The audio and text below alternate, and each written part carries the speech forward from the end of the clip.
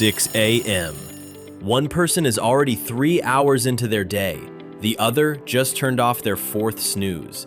That single hour won't guarantee you'll become a millionaire, but it may reveal how wealth and daily habits reinforce each other. Researcher Thomas Corley spent 5 years studying the daily habits of over 200 self-made wealthy Americans and more than 100 lower-income Americans. One of the biggest differences he found wasn't how much they worked, it was what happened during the very first hour after they woke up. Corley found that many of the self-made millionaires in his study woke up at least 3 hours before they started work, not to scroll through their phones, but to think, plan, exercise, or simply prepare for the day. By contrast, many lower-income participants reported waking up much closer to the time they needed to leave, leaving little room for anything beyond getting ready.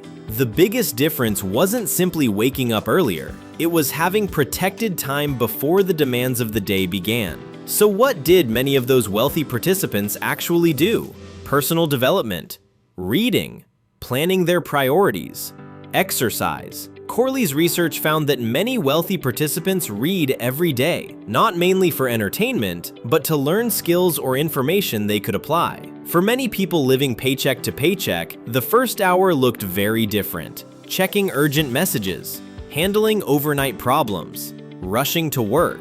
Instead of intentionally starting the day, they were already reacting to it. Here's the psychological difference. One group's first hour was largely proactive.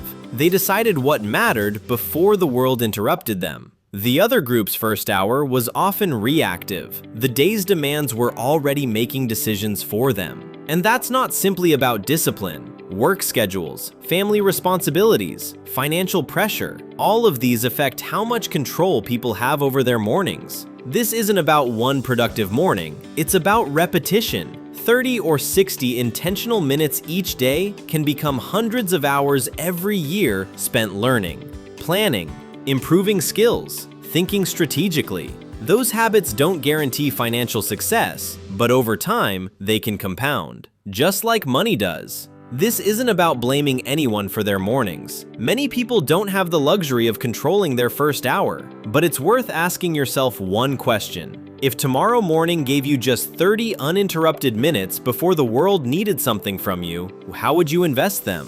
If you're interested in the psychology behind success, habits, and human behavior, subscribe. Every week, we break down the research behind the choices that quietly shape our lives.